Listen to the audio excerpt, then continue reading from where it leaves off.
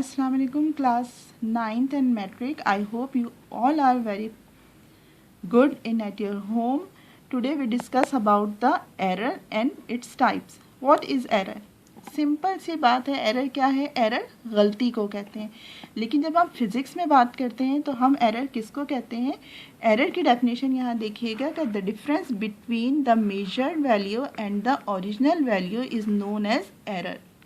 अब वैल्यू की बात कहाँ से आई? एक्चुअल वैल्यू क्या है, मेजर्ड वैल्यू क्या है? सपोज़ हमारे पास ये पेन मौजूद है, ठीक है। इस पेन की एक लिमिट है कि जी ये 3 सेंटीमीटर या 4 सेंटीमीटर का हो सकता है। ये एक कांस्टेंट वैल्यू है, चेंज नहीं हो रही। लेकिन जब हम इसको मेजर करते हैं तो बाज़ औक़ात ये 3.5 का भी हमारी मेजरमेंट में आ सकता है, ये 4.5 का भी हो सकता है, 3.9 का भी हो सकता है। ज़रूरी नहीं है कि ये 4 पर ही जाए। अब ये गलती जो मेजर्ड वैल्यू यानी जब हमने इसको मेजर किया तो उसमें आई, और जो एक्चुअल वैल्यू जो इसकी थी, जो इसकी हमें पता थी कि जी ये 4 सेंटीमीटर का ही होगा या 3 सेंटीमीटर का ही होगा, वो नहीं आ रही है। तो इन दोनों वैल्यूज़ के दरमियान में जो डिफरेंस आता है वो क्या कहलाता है? एरर कहलाता है। सेकेंड, अब हम आते हैं इसकी टाइप्स के ऊपर। इसकी टाइप्स कौन कौन सी हैं? इसकी 3 टाइप्स हैं। Number 1 personal error, systematic error and random error. Personal मतलब पर्सन की वजह से, किसी इंसान की वजह से होने वाली गलती।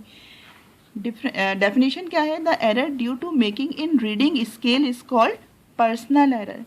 यानी रीडिंग स्केल को, जिस स्केल के ज़रिए हम मेजरमेंट कर रहे हैं, चाहे वो फिज़िकल बैलेंस है या स्प्रिंग है या नॉर्मल स्केल जो आप यूज़ करते हैं, उसके ज़रिए से अगर हम रीडिंग ले रहे हैं और वो रीडिंग हमारी अपनी गलती की वजह से आ रही है, वो गलती की वजह से आने वाली रीडिंग जो है वो क्या कहलाता है? Personal error. यानी रीडिंग में जो गलती, जो डिफरेंस आ रहा है वो पर्सन की वजह से आ रहा है, ना तो स्केल की गलती है, ना ही उस चीज़ की गलती है, ना यानी उस बॉडी की गलती है या जिस पेन की गलती है कि वो छोटा हो गया है हमारे हाथों में आके।